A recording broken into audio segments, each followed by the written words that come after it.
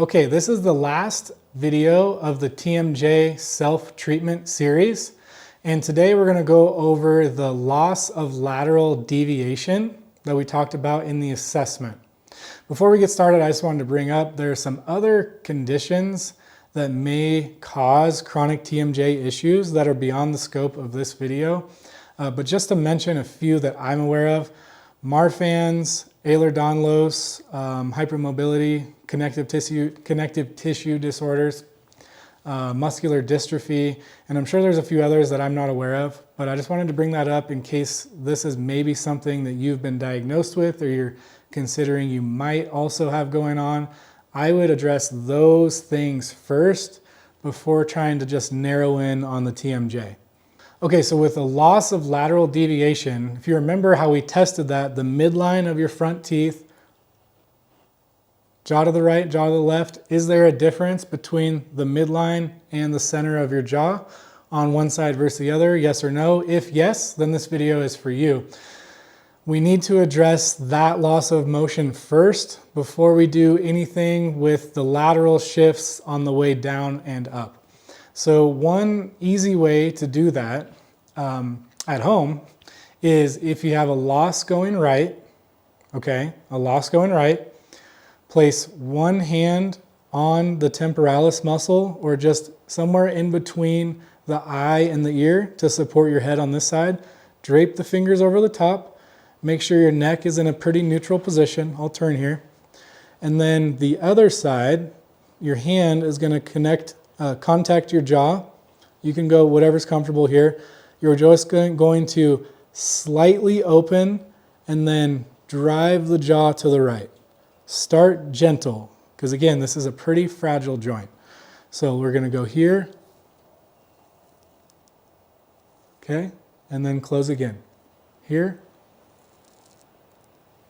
Close again. I'll show one more. You might prefer this. Okay, you don't need a ton of force. Slowly build your force over time. And how do you decide which one to go to? Which side to go to? Well, which way is missing motion? You're going to push your jaw that way. I would go with 15 to 20 reps here. Frequency to me is the most important thing here. Rather than doing this for 3 to 4 sets all at once during the day, I would say 4 to 6 sets one set every 2 to 3 hours or so, or 4 to 6 sets spread throughout the day.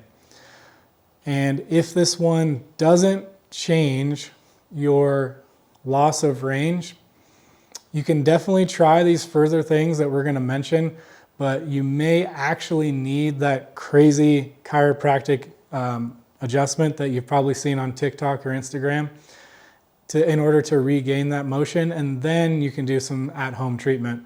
Again, it's not oftentimes needed to have that forceful adjustment, but when it is, it can be really profound.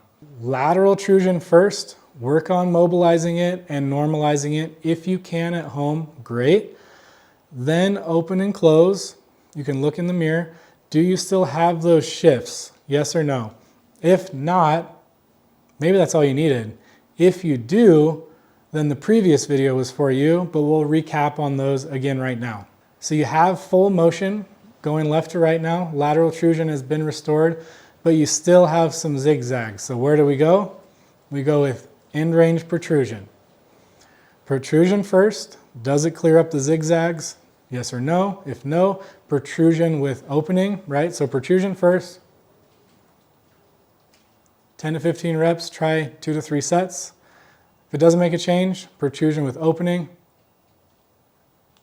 Again, we're going out and down. Out and down, scooping around, not out and then back in and down, okay? Try that, test, retest. Change, yes or no? No, then we go on to the digastric training, which we did in the past. Firmly press your tongue into the roof of your mouth. The position is just kind of like you're going, wherever your tongue ends up after you do that, that's where you press. Firmly press and then open. Okay, when you open, again, we've gone over this before, but make sure you're not doing too much of this. because then you're not really getting a lot of opening, you're just getting cervical spine extension. So if it's more helpful, you could do this against the wall or just laying down on your back. Go with the digastric training. You can also add in some of the pin and stretch, the PIR, and the massage that we've gone over in the previous videos. If you're not really getting anywhere, just find someone that can help you and give you some good guidance.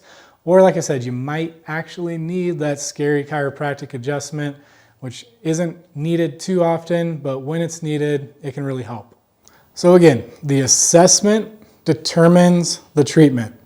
So focus on getting a good self-assessment first, and then we figure out where we go with the treatment. For this video, you had a loss of lateral trusion on one side versus the other. What side are we missing? It's going right, okay.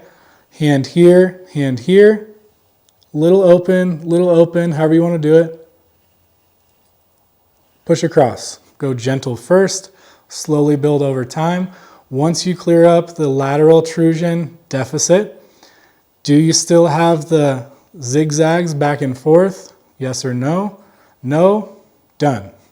Yes, then we continue the treatment as we talked about, and you have all kinds of options from the end range loading, protrusion plus opening, and then the pin and stretch, the PIR, and the massage techniques. And if not, go see a professional. If you made it through all of this, thank you for joining me. I hope to see you next time. Smash that subscribe button and hit like for me. See you soon.